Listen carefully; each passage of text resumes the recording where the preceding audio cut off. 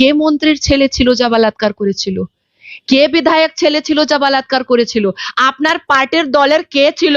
সাধারণ একটা civic police জন্য আপনি এত এত তুলপাড় করবেন না। মমতা বন্দ্যোপাধ্যায় চোখে মেয়ের ইজ্জতের দাম 10 লাখ টাকা আছে। মমতা বন্দ্যোপাধ্যায় আপনার বাড়িতে বউ আছে, আপনার ভাইপোর মেয়ে আছে, ওদের কত দাম, ওদের কত দাম বলতে হবে। মমতা বন্দ্যোপাধ্যায় পুলিশ মন্ত্রী আছেন, কি করে একজন সিভিক পুলিশকে কি করে এই নশেড়ি, এই গঞ্জেড়ি, এই রেপিস্ট পুলিশকে কি করে ভর্তি করা হলো? বলাৎকারীকে সব সময় আমাদের প্রিয় মুখ্যমন্ত্রী বাঁচানোর চেষ্টা করেন। মনে আছে আপনার কালিয়াগঞ্জ হাঁসখালি মমতা বন্দ্যোপাধ্যায় কি বলেছিলেন? প্রেগনেন্ট আর লাভ অ্যাফেয়ার। মনে আছে কামদুনি, আপনি মাঠে মাঠে যাব কামদুনি পরিবারওয়ালা যখন হাইকোর্টের সামনে মাঠে ওরা চিৎকার করেছিল, আপনি ওকে কভার করেছিলেন। কি করে অ্যাকুইটাল পেয়ে গেল? কি করে নাসির খান 5 স্টার হোটেলে একটা হিউজ বলাৎকারী কি করে টিএমসি নেতা মন্ত্রীর কোলে বসে কি করে 5 স্টার হোটেলে বিয়ে করলো? তার মানে এই বলাৎকারীকে ছেড়ে ছেড়ে ছেড়ে ছেড়ে এই পুরো সিটি অফ জয় ছেড়ে সিটি অফ বলাৎকার মমতা বন্দ্যোপাধ্যায় করে দিল। আজকে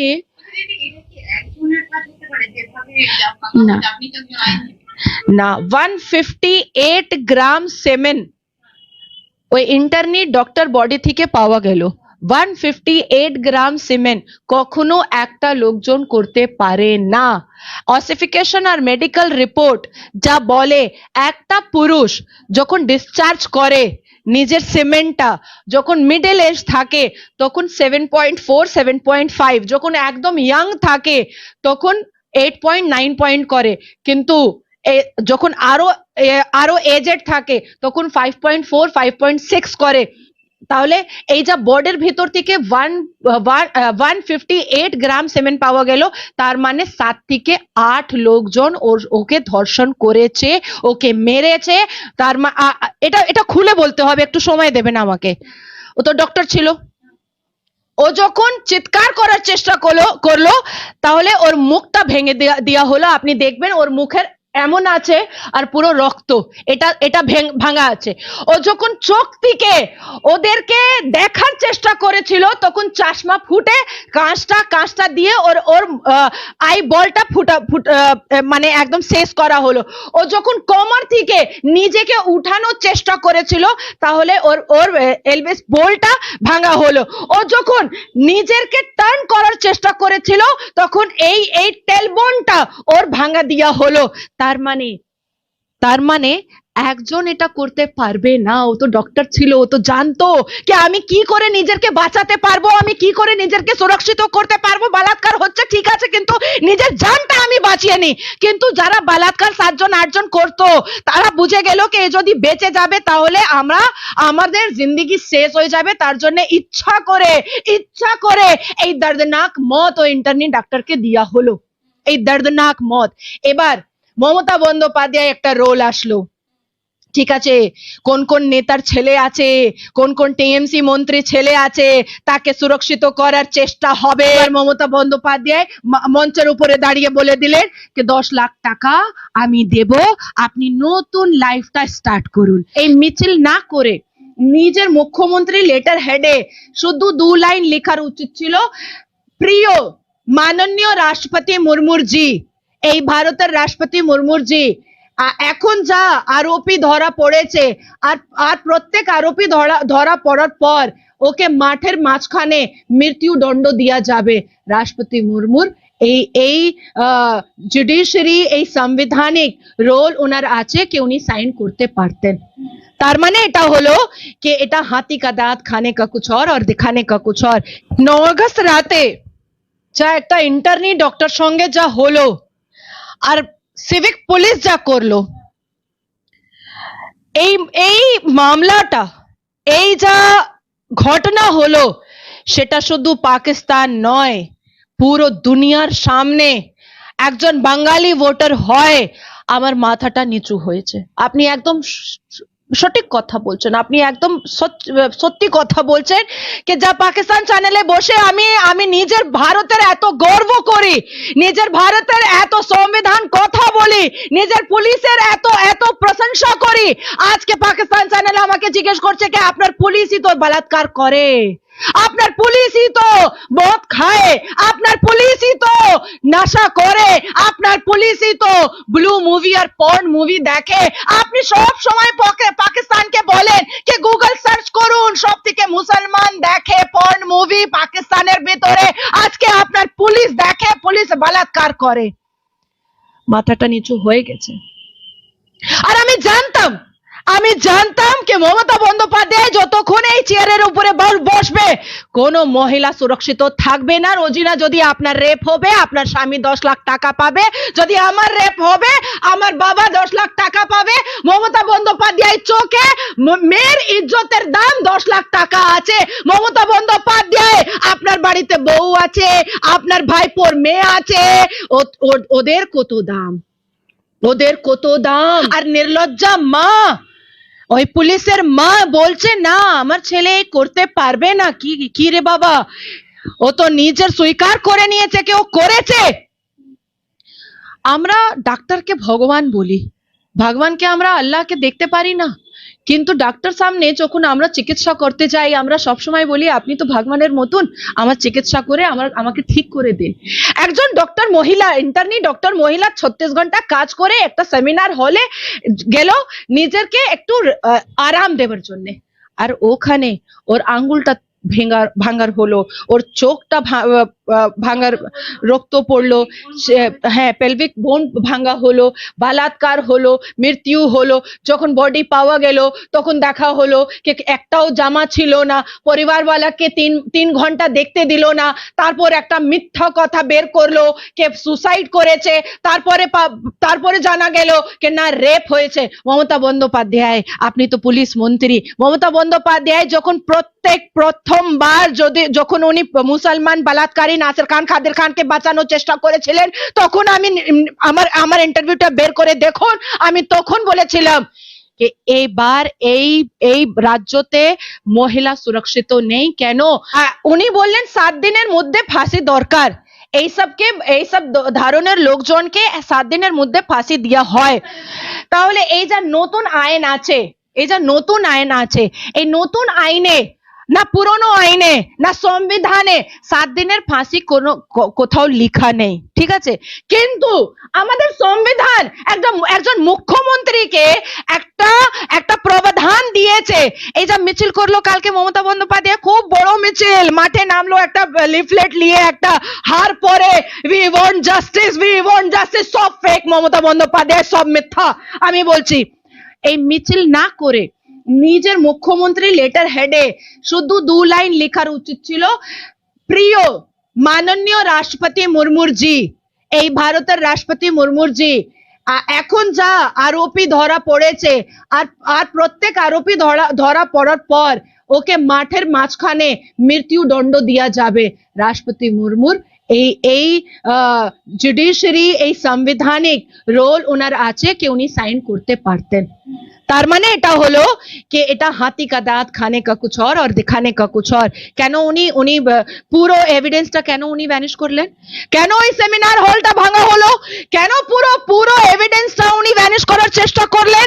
তারপরে 14 আগস্ট রাতে যা সব জায়গা প্রত্যেক রাজ্যে, শুধু পশ্চিমবঙ্গ নেই, 14 আগস্ট রাত এমন একটা রাত আছে যে প্রত্যেক জায়গাতে পুলিশ পোস্টিং আর নাকা থাকে।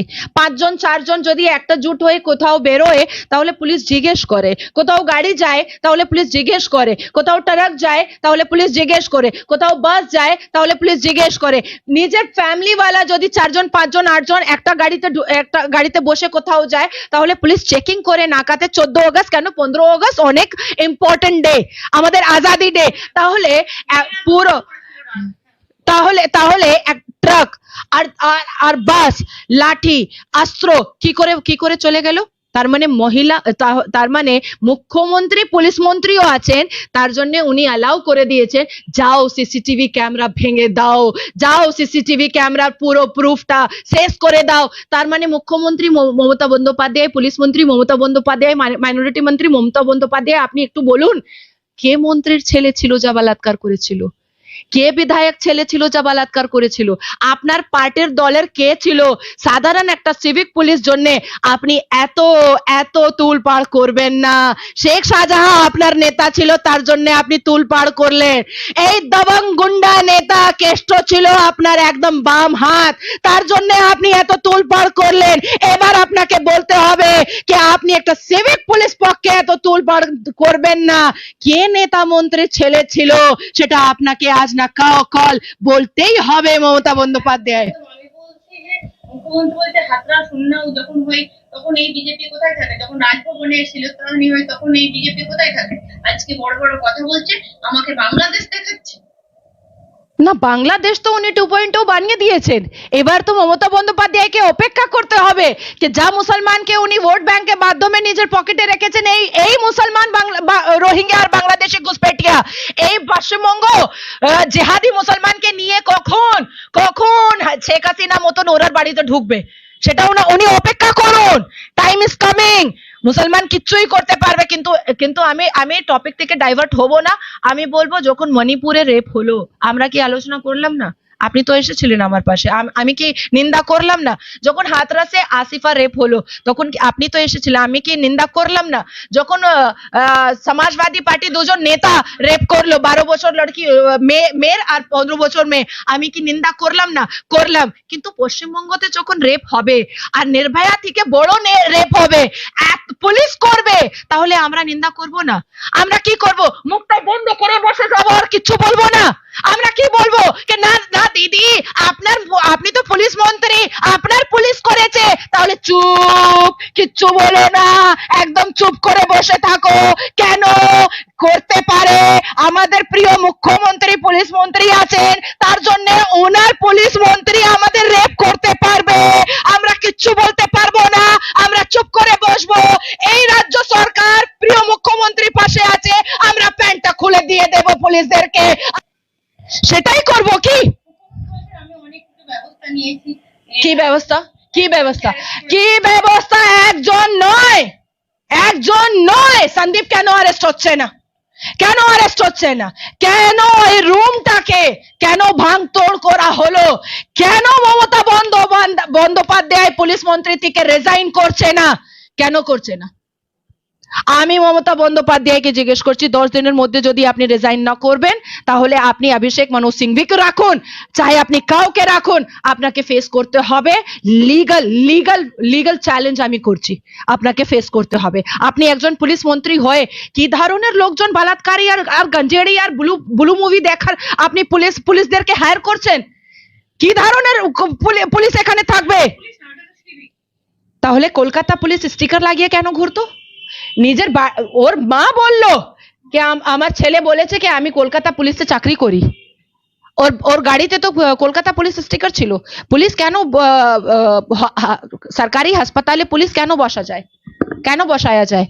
কে সব কিছু সুরক্ষিত রাখবে। আর সিভিক পুলিশ সব থেকে তো বড় ল অ্যান্ড অর্ডারের যা উনি ডিসওবে করেছেন আর ল অ্যান্ড অর্ডার সঙ্গে যা খেলা করেছেন, প্রত্যেকবার সুপ্রিম কোর্ট আর ক্যালকাটা মহামান্য আদালত বলেছে কি সিভিক পুলিশ কোনো দরকার নেই, শুধু ট্রাফিক সামনে সিভিক পুলিশ দাঁড়াবে। তাহলে সরকারি হাসপাতালের ভিতরে এই সিভিক পুলিশ কেন ছিল? পাতাল থেকে যা নেতা মন্ত্রী ছেলেরা যা এই দুষ্কর্ম সঙ্গে যুক্ত আছে তাকে খুঁজে নিয়ে আসবো। Definitely this matter is challenging for the CBI once again, definitely. But আমরা সবাই সঙ্গে আছি আর আমরা পাতাল থেকে যা এক্সাক্ট আরোপি আছে, যা যুক্ত আছে, তাদের 7 জন 8 জনকে আমরা প্রকাশে নিয়ে আসবো। আর সিবিআই কে উচিত আছে ইমিডিয়েট সন্দীপকে অ্যারেস্ট করার। আর কালকে সন্দীপকে আমি দেখলাম খুব চিৎকার করেছিল হাইকোর্টের ভিতরে। আর জাজ সাহেব বললেন কি আপনি তো সুরক্ষিত আছেন, আপনার কি হয়েছে? আর কালকে মমতা বন্দ্যোপাধ্যায় বিরুদ্ধে বিরুদ্ধে মমতা বন্দ্যোপাধ্যায় বিরুদ্ধে মাঠে নামলো। মমতা বন্দ্যোপাধ্যায়কে জিজ্ঞেস করলো যে কেন বলাৎকার হলো। মমতা বন্দ্যোপাধ্যায়কে জিজ্ঞেস করলো যে কেন একজন কলকাতা সিভিক পুলিশ বলাৎকার করে দিল। মমতা বন্দ্যোপাধ্যায়কে জিজ্ঞেস করলো যে কেন ল অ্যান্ড অর্ডার ভাঙা হলো। মমতা বন্দ্যোপাধ্যায়কে জিজ্ঞেস করলো যে কেন 10,000 গুন্ডা বাহিনীরা গিয়ে আরজিকর হসপিটাল সিসিটিভি ফুটেজটা ভেঙে দিল। মমতা বন্দ্যোপাধ্যায়কে জিজ্ঞেস করলো যে কেন যারা প্রদর্শনে আর ধর্নাতে বসেছিল তাদেরকে কেন মারধর করা হলো। মমতা বন্দ্যোপাধ্যায়কে জিজ্ঞেস করলো যে কেন পুরো এভিডেন্সটা ভ্যানিশ হলো। মমতা বন্দ্যোপাধ্যায়কে জিজ্ঞেস করলো যে একজন 150 গ্রাম সিমেন্ট করতে পারবে না ডিসচার্জ, তাহলে 7 জন আরো কে? মমতা বন্দ্যোপাধ্যায়কে বললো যে তুমি মুখ্যমন্ত্রী কিন্তু তুমি পুলিশ মন্ত্রী হয়ে একদম ফেলিয়ার, বড় ফেলিয়ার, রিজাইন করার উচিত। অ্যাজ আ পুলিশ মন্ত্রী অফ ওয়েস্ট বেঙ্গল রিজাইন করার উচিত ইমিডিয়েট।